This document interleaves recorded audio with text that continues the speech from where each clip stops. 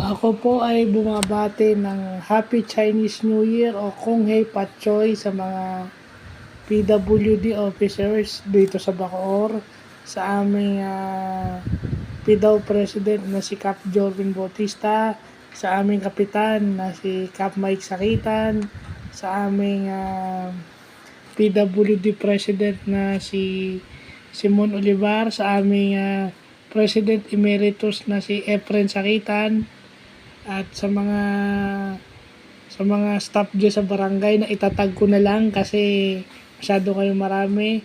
Happy Chinese New Year po sa inyo. At sana po ipagdiwang natin yung Chinese New Year ng may saya. At sana swertihin tayo. Itong 2025 sana ulanin tayo ng swerte lahat. Lalong-lalo na po kayo.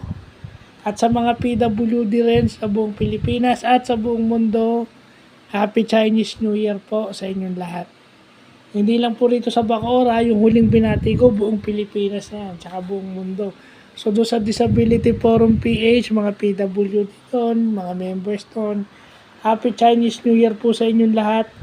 No, galing po sa akin, sa PWD Labak. Yan.